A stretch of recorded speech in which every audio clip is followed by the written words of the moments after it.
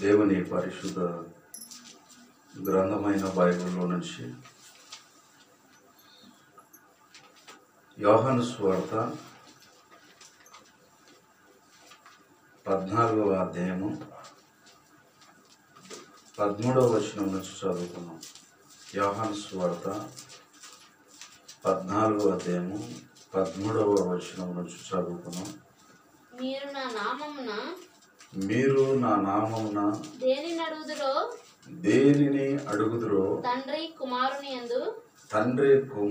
యందు మహిమపరచబడుటకై దానిని చేతును. నా నామమున మీరు నన్నేమి అడిగినను నేను చేతును. Praise the Lord. హల్లెలూయా. చిన్న ప్రార్థన చేసుకొని వాక్య సందేశంలోనికి వెళ్ళిపోదాం. మమ్మల్ని మిక్కిలిగా ప్రేమించిన ప్రియ పరలోకపు తండ్రి, నీకు వందనాలనైనా. ఈ యొక్క రాత్రి వేళ సమయంలో ఈ ప్రార్థన కూడికకు చేరి వచ్చిన వారందరిని బట్టి నీ పాద సన్నిధిలో మొరపెడుచు ఉన్నాను. వాక్య సందేశము అందిస్తూ ఉండగా నీ ఆత్మ సహాయముతో ప్రభువా నింపి నీ వెళ్ళనైన స్వరముతో ఒక్కొక్కరి ద్వారా మాట్లాడి ప్రతి బంధకములో నుంచి, ప్రతి చీకటి కార్యాలలో నుంచి, ప్రతి పాపము నుంచి విడిపించి నువ్వు మాత్రమే మహిమ ఘనత ప్రభావములు చెందునుగా కానీ ప్రార్థిస్తూ మా ప్రభుడు, మా రక్షకుడు, మా విమోచకుడైనటువంటి యేసుక్రీస్తు ప్రభుల వారి నామములో స్తుతించి పొంది ఉన్నాం తండ్రి. ఆమేన్. క్రీస్తునందు ప్రియమైన సహోదరి సహోదరులారా, ఈ రాత్రి ప్రార్థన కూడికకు చేరి వచ్చిన మీ అందరికీ కూడా నా హృదయపూర్వకమైన వందనాలమ్మా. అందరు బాగున్నారు కదమ్మా? దేవునికి మహిమ కలుగును గాక. కొంచెం వెనక్కి జరిగి కూర్చోండి.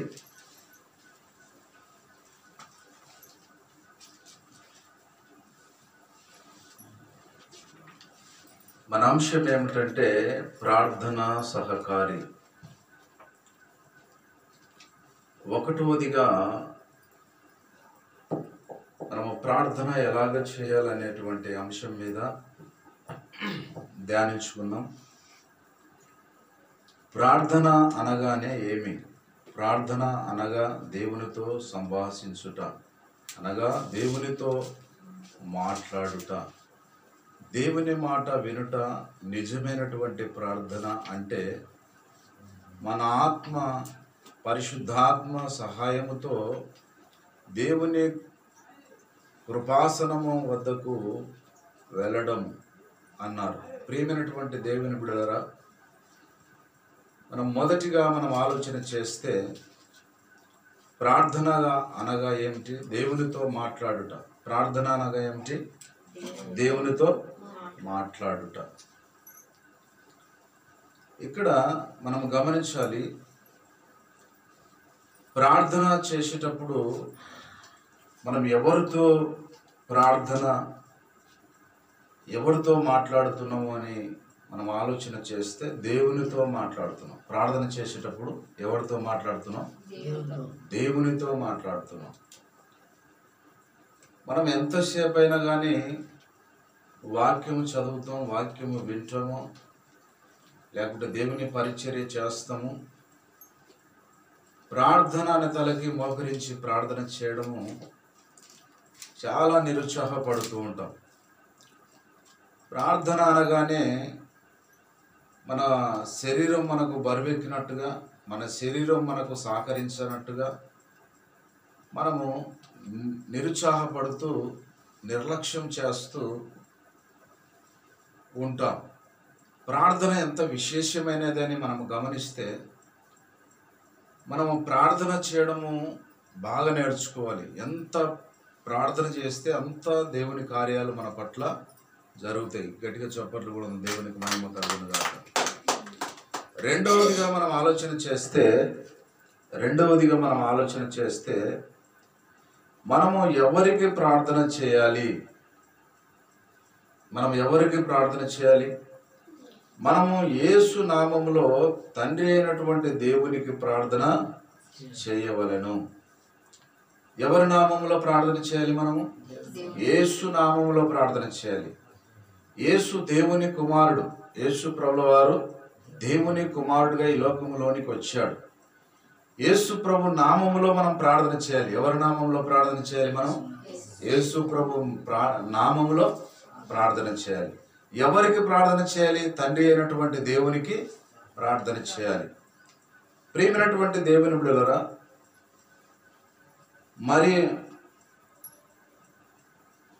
మరియమ్మకు గాని పరిశుద్ధులకు గాని విగ్రహములకు గాని ప్రార్థించకూడదు. ఈనాడు మనం ఆలోచన చేస్తే యేసు ప్రభుల వారి తల్లిగారు మరియమ్మ నామములో ప్రార్థన చేస్తూ ఉంటారు, పరిశుద్ధుల నామములో ప్రార్థన చేస్తూ ఉంటారు, విగ్రహాల నామములో ప్రార్థన చేస్తూ ఉంటారు. ఇవన్నీ కూడా దేవుని చెంతకు ఇలాంటి ప్రార్థనలు చేరవు.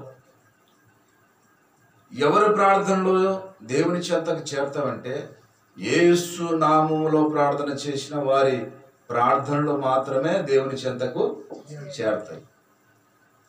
ప్రియమైనటువంటి దేవుని బిడ్డలారా, చదువుకున్నటువంటి లేఖన భాగంలో మనం జాగ్రత్తగా గమనిస్తే యోహాను సువార్త 14వ అధ్యాయము 13వ వచనములో మనం చూస్తున్నాం, మీరు నా నామములో దేనిని అడుగుదురో తండ్రి కుమారుణ్ణి యందు మహిమపరచబడుటకై దానిని చేతును. మీరు నా నామమున దేని అడుగుదురో అంటున్నాడు. యేసు ప్రభు చెప్పే మాట ఏమిటంటే, నా నామములో మీరు దేన్నైతే అడుగుతారో అది యేసు ప్రభుల వారు తండ్రిని వేడుకొని ఆయన కార్యం చేస్తాడంట. ప్రియమైనటువంటి దేవుని బిడ్డ, మనం గమనించాలి. మీరు నా నామములో దేనిని అడుగుతారో అంటే ఏ అంశం మీద మనం ప్రార్థన చేస్తున్నాం? నీకు జ్ఞానము కావాలా? నీకు తెలివి కావాలా? వివేచన కావాలా? అడుగుతున్నప్పుడు ఎవరి నామంలో ప్రార్థన చేయాలి? యేసు నామంలో ప్రార్థన చేయాలి. నీకు రక్షణ కావాలా? ఎవరి నామంలో ప్రార్థన చేయాలి? యేసు నామంలో ప్రార్థన చేయాలి. నీకు ఉద్యోగం కావాలా? ఎవరి నామంలో ప్రార్థన చేయాలి? యేసు నామంలో ప్రార్థన చేయాలి.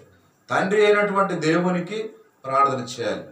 ప్రియమైనటువంటి దేవుని బిడ్డలారా, మనము గమనించాలి. తండ్రి కుమారుని యందు తండ్రి ఎవరు? దేవుడు. కుమారుడు ఎవరు? యేసు ప్రభుల వారు. తండ్రి కుమారుని యందు మహిమపరచుటకై అంటే తండ్రి కుమారుని యందు మహిమపరచుటకై అంటే ఎవరి నామములో దేవుడు మహిమ తెచ్చుకుంటున్నాడు అంటే యేసు నామములో మహిమ తెచ్చుకుంటున్నాడు. మనం అందరం ఎవరి నామంలో కూడుకొని ఉన్నాం? ఇక్కడ యేసు నామంలో కూడుకొని ఉన్నాం. యేసు ప్రభుల వారి నామములో ఇక్కడ అందరము ఒక సంఘముగా, ఒక సమూహముగా, ఆయన కుమారులముగా, ఆయన కుమార్తెలముగా, రక్షణ పొందిన వారముగా, ఆయన సొత్తుగా మనం అందరం ఇక్కడ ఒక సహవాసముగా, ఒక సంఘముగా కూడుకొని ఉన్నాం. ప్రియమైనటువంటి దేవుని బిడ్డలారా, తండ్రి కుమారుని యందు మహిమపరచుటకై దానిని చేతును అంటున్నాడు. నా నామమున మీరు నన్నేమి అడిగినను నేను చేతును. మీరు నన్ను ప్రేమించిన ఎడల నా ఆజ్ఞను గైకొందురు. నేను తండ్రిని వేడుకొందును, మీ యొద్ద ఎల్లప్పుడూ నుండుటకై ఆయన వేరొక ఆదరణకర్తను అనగా సత్య స్వరూపియకు ఆత్మను మీకు అనుగ్రహించును. ఇప్పుడు సత్య స్వరూపియకు ఆత్మను మనకు అనుగ్రహించాడు. యేసు ప్రభువు వారు మనకు కనపడతలేడు, కానీ ఆయన ఆత్మ మనలోన ఉన్నది. ఆయన ఆత్మనే మనలోన మన జీవితాలలో కార్యాలు జరుగుతున్నాయి. మనం ఆయన నామంలో ప్రార్థన చేసినప్పుడు ఏ అంశం మీద మనం ప్రార్థన చేస్తామో, ఏ కార్యం కొరకు మనం ప్రార్థన చేస్తామో ఆ కార్యము సత్య స్వరూపయగు ఆత్మ మనలోనికి వచ్చి ప్రార్థన ఉచ్చరింప శకము కానీ మూలులతో మనల్ని ప్రార్థన చేపిస్తుందంట. ఆ ఆత్మనే మనల్ని ప్రార్థన చేపిస్తుంటుంది. మనం 1 గంట సేపు ప్రార్థన చేయాలనుకున్నప్పుడు ఆయన 2 గంటల సేపు ప్రార్థన చేపిస్తుంటాడు. ఎవరు? దేవుని ఆత్మ, సత్యస్వరూప ఆత్మ మనలోనికి వచ్చి ఉచ్చరింప శకము కాని మూలుగులతో ప్రార్థన చేపిస్తుంటాడు. మనలోన మనం ఆలోచన చేస్తే ప్రార్థనలో కూర్చున్నప్పుడు మనం త్వరగా లేవాలనిపిస్తుంటుంది, కానీ దేవుని ఆత్మ మనలోనికి వచ్చినప్పుడు మనం ప్రార్థనలోనంటే లేవం, చేస్తూనే ఉంటాం ఒక్కొక్కసారి. అలాంటి అనుభవం ఎంతమందికి ఉంది? ఎంతమందికి ఉందమ్మా అలాంటి అనుభవం? ఎంతమందికి ఉంది? ఉన్నవారు చెప్పండి. నాలోనికి దేవుని ఆత్మ వచ్చింది, నేను కొంచెంసేపే చేయాలనుకున్నా కానీ గంటల తరబడి నేను చేశాను అన్నటువంటి వారు మరి చాలా తక్కువగా ఉంటారు. దేవుని ఆత్మ వచ్చినప్పుడు వేరే రకంగా ఉంటుంది ప్రార్థన. దేవుని ఆత్మ లేకుండా ప్రార్థన చేసినప్పుడు అదొక వేరే రకంగా ఉంటుంది. దేవుని ఆత్మ లేకుండా చేసినప్పుడు ఏ కార్యం జరగదు మనలో. దేవుని ఆత్మ మనలోనికి వచ్చినప్పుడు మనము మోకాలు నొస్తుంటావేమో అనుకుంటుంటాం, కానీ మోకాలు నయ్యో మోకరించి ప్రార్థన చేస్తూనే ఉంటాం. గంటల తరబడి ఒక రోజంతా చేయమన్నా చేస్తాం. అలాంటి ఆత్మ, దేవుని ఆత్మ మనలోనికి వచ్చినప్పుడు మనం ఎంతసేపైనా ప్రార్థన చేస్తాం. మోకాళ్ళ ప్రార్థన, ఎడసకుండా పట్టు వదలకుండా ప్రార్థన చేస్తూ ఉంటాం. ప్రియమైనటువంటి దేవుని బిడ్డలారా, మనం గమనించాలి. మూడవదిగా మనం ఆలోచన చేస్తే, మూడవదిగా మనము ఎందుకు ప్రార్థన చేయాలి? మూడవ అంశంగా మనం ఎందుకు ప్రార్థన చేయాలి? మనము దేవుని సహవాసము కొరకు,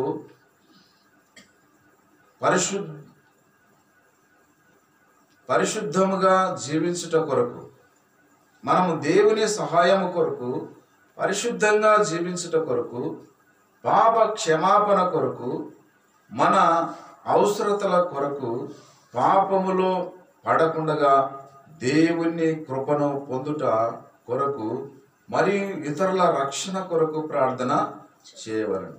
ఇక్కడ మనం గమనించాలి, మనము దేవుని సహాయము కొరకు ప్రార్థన చేయాలి, పరిశుద్ధంగా ఉండడానికి ప్రార్థన చేయాలి, జీవించుట కొరకు ప్రార్థన చేయాలి, పాప క్షమాపణ కొరకు ప్రార్థన చేయాలి, అవసరతల కొరకు ప్రార్థన చేయాలి, పాపములో పడకుండా దేవుని కృపను పొందుట కొరకు ప్రార్థన చేయాలి. ఇది చాలా ప్రాముఖ్యమైనది. పాపములో పడకుండా దేవుని సహాయము కొరకు ప్రార్థన చేయాలి. ఎంతమంది నేను పాపములో పడకూడదు ప్రభా, పాపము క్రియలు చేయకూడదు ప్రభా, పాపము తలంపులు తలచకూడదు, పాపము చూపులు చూడకూడదు, పాపము క్రియలు చేయకూడదు, ఈ వీటి కొరకు ఎంతమంది దేవుని సహాయము కొరకు వేడుకుంటున్నారు? ఈ వీటి కొరకు మనం ప్రార్థన చేసినప్పుడే పరిశుద్ధంగా జీవించగలుగుతాం. మొదటిగా ఏం చెప్తున్నా నేను మీకు? మూడో అంశంలో మనము దేవుని సహాయం కొరకు ప్రార్థన చేయాలి, పరిశుద్ధంగా జీవించడం కొరకు ప్రార్థన చేయాలి. ఒకటి దేవుని సహాయం కొరకు, రెండోది పరిశుద్ధంగా జీవించడం కొరకు, మూడోది పాప క్షమాపణ కొరకు, నాలుగవది మన అవసరతల కొరకు, ఐదోది పాపములో పడకుండా దేవుని కృపను పొందుట కొరకు, మరియు ఆరోది ఇతరుల రక్షణ కొరకు ప్రార్థన చేయాలి. ఆరోదిగా ఇతరుల రక్షణ కొరకు ప్రార్థన చేయాలి. అంటే నేను ఒక్కనే రక్షింపబడితే చాలు అనుకోకూడదు. నీ కుటుంబంలో ఎంతమంది సభ్యులు ఉన్నారో వాళ్ళ పేర్లు రాసుకొని ప్రార్థన చేయాలి. అప్పుడే దేవుడు కార్యం చేస్తాడు.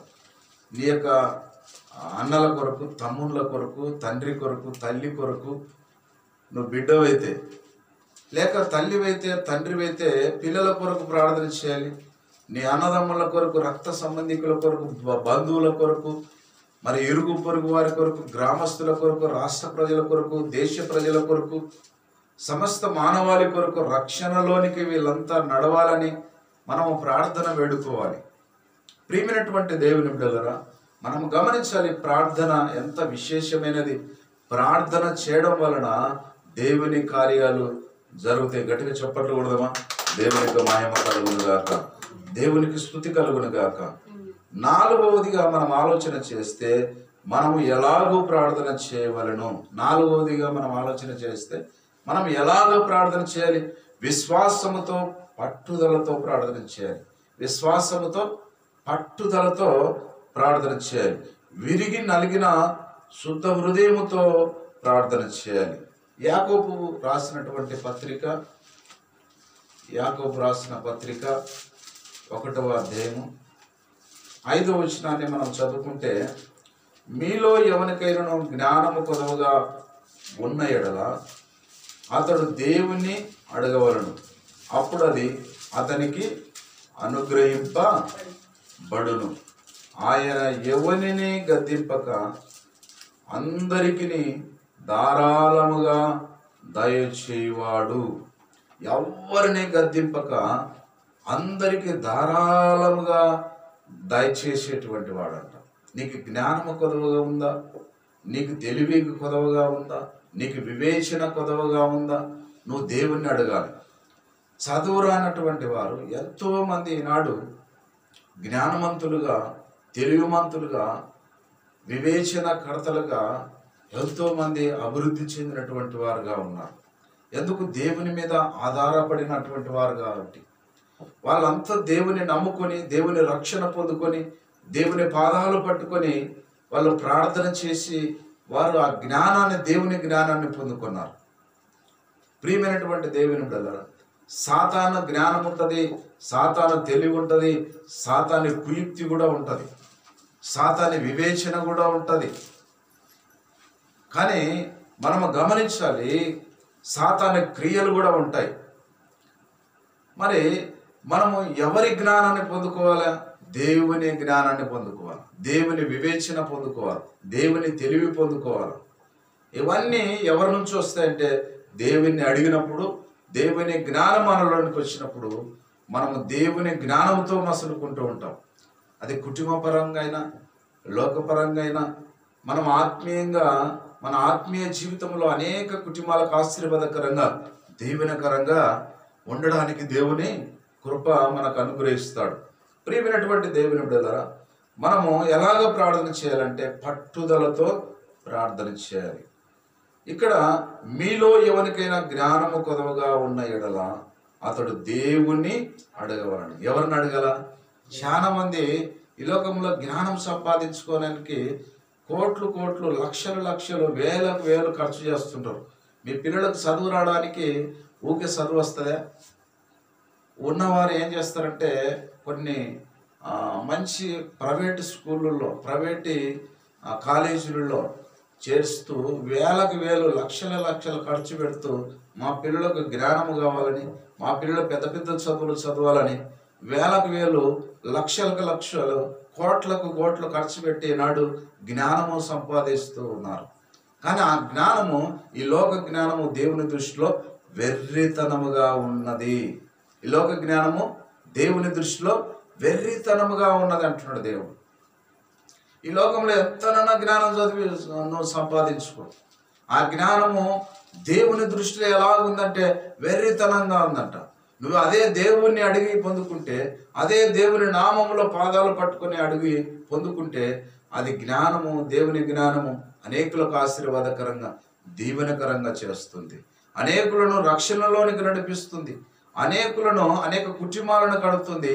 అనేక ప్రాంతాలలో, అనేక గ్రామాలలో, అనేక రాష్ట్రాలలో, అనేక దేశాలలో దేవుని యొక్క జ్ఞానము పొందుకున్నటువంటి వాడు దేవుని సువార్తను ప్రకటించి దేవుని యొద్దకు నడిపించేటువంటి వాడుగా, దేవునికి పరిచయం చేసేటువంటి వాడుగా, అంతేకాదు వాళ్ళు దేవుని యొద్దకు నడిచినప్పుడు వాళ్ళు దేవుని నమ్ముకొని దేవునితో సహవాసం చేసి వాళ్ళు పరలోకానికి పాత్రులైతారు. పరలోకానికి వారసులుగా, దేవుని కుమారులుగా, దేవుని కుమార్తెలుగా వాళ్ళు స్వీకరించబడతారు. గట్టిగా చప్పట్లు కొడదామా?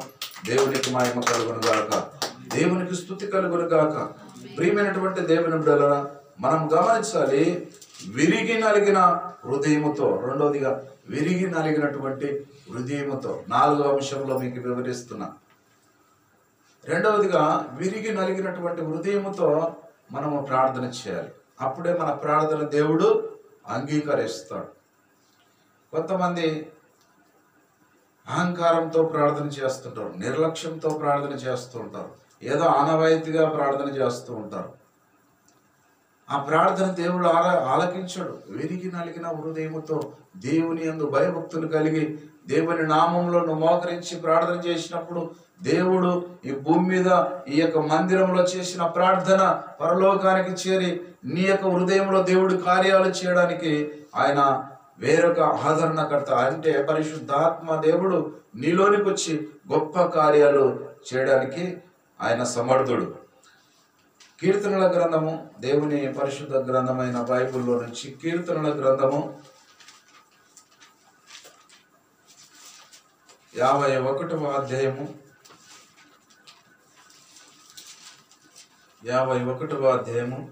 17వ వచనాన్ని చదువుతున్నాం.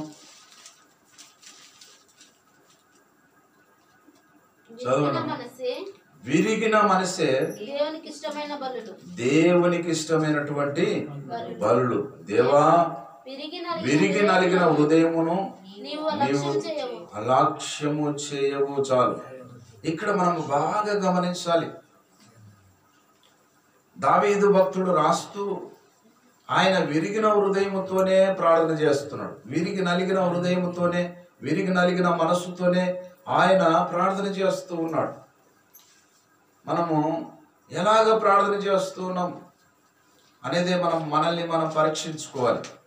ప్రియ తల్లి, ప్రియ సహోదరి, సహోదరుడా, 17వ వచనములో విరిగిన మనసే దేవునికి ఇష్టమైన బలులు. ఈ మనసు అనేది చాలా డేంజర్. మనసు ఎలాగుంటుందంటే, ఇక్కడ మనం మనిషిగా ఇక్కడ ఉంటాం, కానీ మనసు ఎక్కడెక్కడో తిరుగుతుంటుంది. మనసు ఎక్కడెక్కడనో తిరుగుతుంటుంది. ఈ మనసు సంచారం చేస్తూ ఉంటుంది. అంటే ఈ మనసు అనేది మనము దేవుని మీద ఉంచుకోవాలి. ఎవరి మీద ఉంచుకోవాలి? దేవుని మీద. విరిగిన మనసే దేవునికి ఇష్టమైనటువంటి బలులు. ఈ లోకంలో బలులు అర్పిస్తూ ఉంటారు. నా మనసును శుద్ధి చేయనైనా, నా పాపాలు తీసివేయి, నా దోషాలు తీసివేయి అని ఎంతోమంది బలులు అర్పిస్తున్నారు ఈ లోకంలో. కానీ ఎలాంటి బలులు అంటే, దేవునికి ఇష్టమైనటువంటి బలులు అంటే విరిగిన మనసే దేవునికి ఇష్టమైనటువంటి బలులు. దేవా, విరిగి నలిగినటువంటి హృదయమును నీవు అలక్ష్యము చేయవు. అంటే ఆలస్యం చేసేటువంటి వాడు కాదు. విరిగి నలిగినటువంటి హృదయాన్ని దేవుడు వారు చేస్తున్నటువంటి ప్రార్థన దేవుడు ఆలస్యం చేసేవాడు కాదు. నువ్వు చేసిన ప్రార్థన వెంటనే దేవుని చెంతకు చేరుతుంది. దేవుడు గొప్ప కార్యాలు చేయబోతున్నాడు. గట్టిగా చెప్పండి కొడదామా. దేవునికి మహిమ కలుగును గాక, దేవునికి స్తుతి కలుగును గాక. ప్రియమైనటువంటి దేవుని బిడ్డలారా, మనమందరం గమనించాలి ఎలాగా ప్రార్థన చేయాలి అన్న అంశం మీద మనం ఈరోజు నేర్చుకున్నాం. మొదటిగా ప్రార్థన అనగా ఏమిటి? ప్రార్థన అనగా దేవునితో సంభాషించుట, అనగా దేవునితో మాట్లాడుట, దేవుని మాట వినుట నిజమైనటువంటి ప్రార్థన. అంటే మన ఆత్మ పరిశుద్ధాత్మ సహాయముతో దేవుని కృపాసనము వద్దకు వెళ్ళడము. దేవుని కృపాసనం వద్దకు వెళ్ళడం, దేవుని పరిశుద్ధాత్మ సహాయముతో దేవుని కృపాసనం వద్దకు వెళ్ళడం. మన ప్రార్థన దేవుని కృపాసనము వద్దకు చేరాలంటే మనము విరిగి నలిగిన హృదయంతో ప్రార్థన చేయాలి. అదేవిధంగా రెండవదిగా మనము ఎవరికి ప్రార్థన చేయాలి? మనము యేసు నామంలో తండ్రి అయినటువంటి దేవునికి ప్రార్థన చేయవలెను. ప్రియ తల్లి, ప్రియ సహోదరి, సహోదరుడా, మరియమ్మకు కానీ, మరి పరిశుద్ధులకు కానీ, విగ్రహములకు కానీ ప్రార్థన చేయకూడదు. రెండవదిగా మనం ఆలోచన చేస్తూ ఉన్నాం. మూడవదిగా మనం ఆలోచన చేస్తే మనం ఎందుకు ప్రార్థన చేయాలి? మనము దేవుని సహాయం కొరకు ప్రార్థన చేయాలి, పరిశుద్ధంగా జీవించడం కొరకు ప్రార్థన చేయాలి, పాప క్షమాపణ కొరకు ప్రార్థన చేయాలి, మన అవసరతల కొరకు, పాపములో పడకుండా దేవుని కృప పొందుట కొరకు ప్రార్థన చేయాలి, మరియు ఇతరుల రక్షణ కొరకు ప్రార్థన చేయాలి. నాలుగవదిగా మనం ఎలాగూ ప్రార్థన చేయవలను? విశ్వాసముతో, పట్టుదలతో, విరిగి నలిగిన హృదయంతో ప్రార్థన చేయాలి. ఈ 4 అంశాలు దేవుడు మనతో చక్కగా సూటిగా మాట్లాడుచున్నాడు. మనము ఈ విధంగా ప్రార్థన చేసినప్పుడు దేవుని యొద్దకు ఆ ప్రార్థన చేరి మన కుటుంబాలలో గొప్ప కార్యాలు జరుగుతామని దేవుని దాసునిగా తెలియజేస్తూ, పట్టుదలతో మన విశ్వాసముతో పట్టువదలుగా ప్రార్థన చేసినప్పుడు, విరిగి నలిగిన హృదయంతో ప్రార్థన చేసినప్పుడు దేని కొరకు ఎలాగా ప్రార్థన చేయాలనేటువంటి అంశముల మీద దేవుడు చక్కగా చుట్టుగా ఈ దినం మనకు నేర్పించాడు. ఈ యొక్క కొద్ది వాక్యము మనందరి వినికిడిలో ఫలింపచేయనుగాక. ప్రార్థన చేద్దాం. అందరూ మోకరించండి.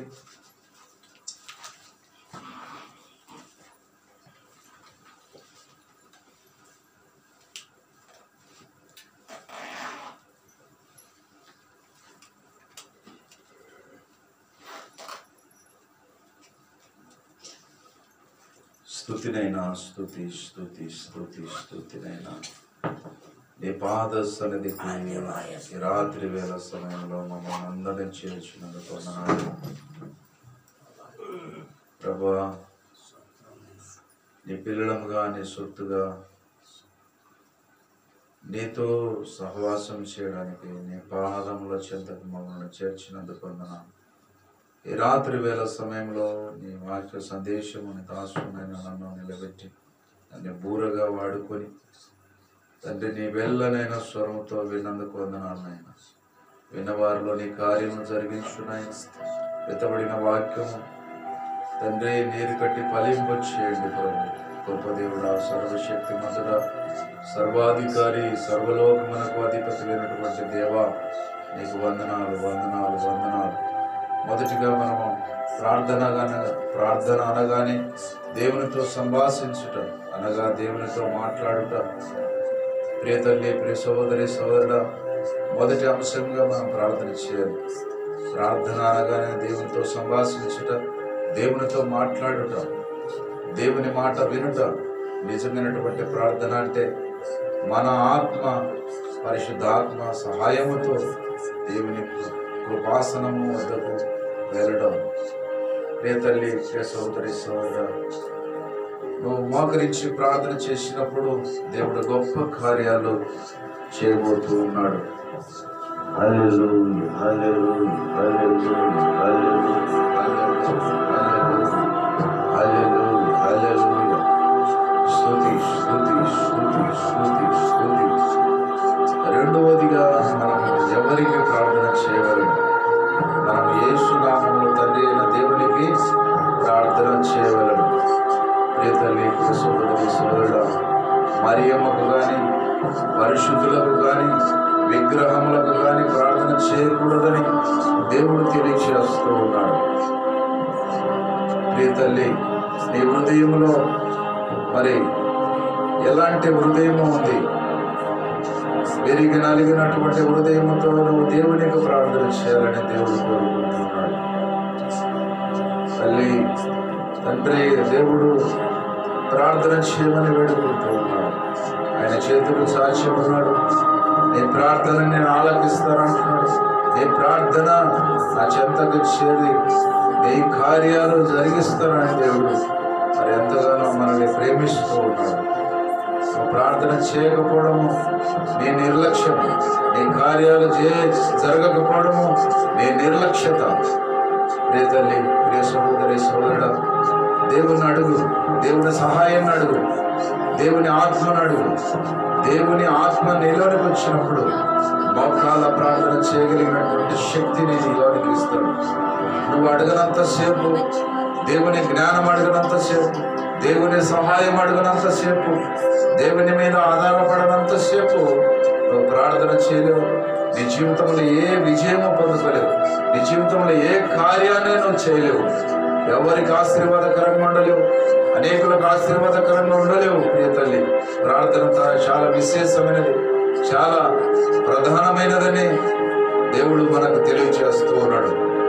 ప్రియ తల్లి, ప్రియ సహోదరి సహోదరుడా, మూడవదిగా మనం ఎందుకు ప్రార్థన చేయాలి? మనం దేవుని సహాయము కొరకు, పరిశుద్ధులముగా జీవించట కొరకు, పాప క్షమాపణ కొరకు, మన అవసరతల కొరకు, పాపములో పడకుండా దేవుని కృపను పొందుట కొరకు ప్రార్థన చేయాలి. మరియు ఇతరుల రక్షణ కొరకు ప్రార్థన చేయాలి. మనమందరం అలాగా 3వ అంశంగా ప్రార్థన చేద్దాం. ప్రతి ఒక్కరు కూడా ప్రార్థన చేద్దాం. ఎవ్వరూ మౌనం ఉండకూడదు, ఎవ్వరు నిర్లక్ష్యంగా ఉండకూడదు, ఎవరు అనాలోచనతో ఉండకుండా, ఎవరు మరి శరీరం నీకు సహకరిస్తలేదా దాని విషయంలో కూడా ప్రార్థన చేయి. ప్రభువా, నా శరీరం నాకు సహకరిస్తలేదు, నా శరీరాన్ని నలగొట్టుకున్నట్టుకు సహాయం చేయనైనా, ఉపవాసించి ప్రార్థన చేయడానికి సహాయం చేయనైనా అని ప్రార్థన చేయి. ఉపవాసం ఉండలేకపోతున్నావా? ఒక పూట ఉండలేకపోతున్నావా? మరి ఒక రోజు ఉండలేకపోతున్నావా? 2 రోజులు 3 రోజులు ఉండలేకపోతున్నావా? దేవుని నామములో నువ్వు దేవుని అడిగినప్పుడు దేవుడు ఆ గొప్ప కార్యాలు చేయబోతున్నాడు నీ జీవితంలో. దేవుడు గొప్ప గొప్ప కార్యాలు చేయాలని నీ జీవితంలో అంటే నువ్వు మోకరించి ప్రార్థన చేయాలి. దేవుని సహాయం అడగాలి. నువ్వు దేని కొరకైనా దేవుని సహాయం అడుగుతూనే దేవుడు నీ జీవితంలో గొప్ప కార్యాలు చేస్తాడు. నువ్వు అడిగినవన్నీ కూడా పొందుకునేటట్టుగా దేవుడు చేస్తాడు. ప్రియ తల్లి, ప్రియ సహోదరి, సహోదరుడు, 4వదిగా మనము ఎలాగో ప్రార్థన చేయవలను? విశ్వాసంతో, పట్టుదలతో ప్రార్థన చేయాలి. విరిగి నలిగిన హృదయంతో ప్రార్థన చేయాలి. విరిగిన మనస్సు దేవునికి ఇష్టమైనటువంటి బలుగానే దేవుడు తెలియజేస్తూ ఉన్నాడు. మరి విరిగి నలిగిన హృదయము ప్రభువా నాకు ఇవ్వునైనా, పట్టుదలతో ప్రార్థన చేయడానికి సహాయం వచ్చేనైనా, విశ్వాసముతో పట్టుదలతో ప్రార్థన చేయడానికి అలాంటి ఆత్మ, నీ పరిశుద్ధ ఆత్మ నాలోనికి అనుగ్రహించునైనా అని ప్రార్థన చేయి. ప్రార్థన చేయలేకపోతున్నావా? నీ శరీరం నీకు సహకరించకపోతుందా? నీకు బలహీనతలు ఉన్నాయా? నా బలహీనతలను తీసివేయి ప్రభువా అని ప్రార్థన చేయి. నీ బలహీనతలలో లొంగిపోతున్నావా? సాతానుడు నేను లోకములోనికి లాగుతున్నాడా? లోక క్రియలలోనికి లాగుతున్నాడా? ప్రభువా, సాతాన్ని దూరపరచునైనా, సాతాని క్రియలు దూరపరచునైనా ప్రార్థన చేయి. నా బలహీనతలను తొలగించునైనా, నా పాపము చూపులను తీసివేయి, నా పాపము ఆలోచనలు తీసివేయి, నా పాప స్వభావాన్ని తీసివేయి. ప్రభా, నాకు బలహీనతలుగా ఉన్నాయి నాయన. నేను ప్రభా నా బలహీనతలు తీసివేయనైనా, పాపము క్రియలు చేయకుండా ప్రభా నాకు సహాయం చేయనైనా, పాపములో పడకుండా సహాయం చేయనైనా ప్రార్థన చేయి. నువ్వు అడిగినప్పుడు దేవుని ఆత్మ నీలోనికి వచ్చి ఆ బలహీనతలన్నీ కూడా తొలగించాడు దేవుడు. గొప్ప దేవుడు. దేవునికి మహిమ కలుగును గాక, దేవునికి స్తుతి కలుగును గాక. ప్రార్థన చేద్దాం. ప్రార్థన.